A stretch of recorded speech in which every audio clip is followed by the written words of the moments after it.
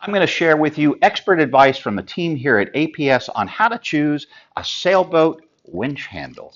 Well, first of all, what is it? Well, if you've probably seen winches on a sailboat. These provide mechanical advantage due to the gears inside and allow you to haul in a line that is under a lot of load that you couldn't do otherwise by hand. Well, I'm the engine. Here's the tool, and the handle is going to connect us. So we're going to review 4 criteria to choose the most efficient and appropriate handle for your situation. That's going to be materials, it's going to be the length of the handle, whether it's locking or non-locking, and the type of handle grip. Starting off with materials, we'll start with 2 classics. This is a solid bronze handle and solid bronze with a chrome finish. You're going to see these on classic boats. They're going to last a lifetime. They're very heavy and they're expensive. On a fiberglass deck, if you were to drop this heavy handle, could chip the gel coat. On a wooden deck, not really an issue. So great classic looks from this. By far these days the most popular, because it's a medium weight, they're well priced, and they last a long time, is anodized aluminum. If you're looking for something that floats and still inexpensive, these fiber reinforced nylon or plastic handles are pretty nice. They will float at the surface or just above the surface, so you have a chance to go back and get it if you drop it overboard. Under extreme loads, there can be a little flex in these, so there's a little give and take in this. Lastly, carbon fiber. We're looking at half the weight of aluminum and, oh gosh, I don't even know, a fraction of the weight of a classic handle. They're stiff, they last a long time, but they're going to carry a higher price tag. Okay, now we're going to move into the length of the handle. The standard is either an 8 or a 10. So the 8 is advantageous in that you're going through a smaller arc, so that means that you can rotate this quicker, but you're getting less power because it's a shorter lever arm. In racing on small boats where you're tacking very quickly, this might be advantageous, where you're taking it out of the winch, putting it right into the pocket. If you're a bigger guy racing, you want something in very quickly, and you're strong, you might use this. In a cruising application, not very popular, unless, say you've got cabin top winches and the dodger's a little close and a 10-inch hits the dodger, you might use an 8-inch in that instance. With a 10-inch, this is the standard.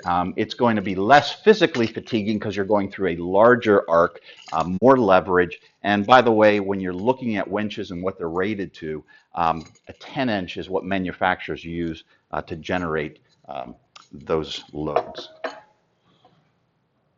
Now, choosing locking versus a non-locking, I'm going to take you through those components. And then also in the locking type, what type of actuator do you use? What kind of button to lock and unlock the handle? First, back in the 80s, they standardized this shape. And so handles are universal from winch to manufacturer to winch manufacturer. This is a non-locking with no moving parts, and it's just in and out. This is by far the most popular. This is thumb operated, and it has this plate right here. As I unlock it, it comes into alignment with this star, and it can go in and out of the winch very easily. This is unique to Harken. They're one touch, and it has a pin on either side. And when I depress this, the pins retract and allow this to go into the winch or for you to remove it. And then lastly, this is unique to Ronstan. It has a single tooth right here, and it retracts. What's really unique is to put this into the winch, I don't actually have to depress the button. When I go to put it in, this just automatically retracts and locks in place once it's down. So the only time I have to use the button is when I want to remove it from the winch. Next, how we actuate these. This is a classic lock. This is universal, so it goes either way, whether you're right or left-handed, and that's what rocks the plate and unlocks it. With the Harken One Touch, with the pins, it has a depressor up here, so you can do that with your thumb. You can grab the whole thing. Pretty simple. When we get back to the Ronstan with the single tooth, it gets a smaller plate here, but again, thumb, or I can just wrap my hand around it. And lastly, another kind of thumb hand operated. This is unique from Antol. It's a side plate here, And I think it's maybe easiest for a right-handed person, but when I grab it left-handed and you're surprised, your index finger goes right in place. So I would say it's great left or right-handed. Lastly, we're going to review the handle grip types. Now, all of these are ball bearing inside, so they're going to spin freely, very low friction. This is the single grip, by far the most popular type of grip. It's a power grip handle for all situations. Now, these go into specialty needs. This is the single knob, and it's a very quick way when you're on top holding it in this way, you can spin the handle faster. So you marry that with an 8-inch, which is also faster, and you can bring a line in pretty quickly, but when it really gets loaded up, you're not going to be able to switch down to a single grip. So just for bringing in lines very quickly. Now this is going to offer you a number of different ways to winch in or hold the grip. This is a single with a knob. I can do the speed grip up top. As the load comes on, I can go back down here and I can go to a power setting.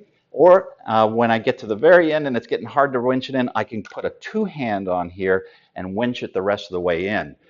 Most of these are one piece.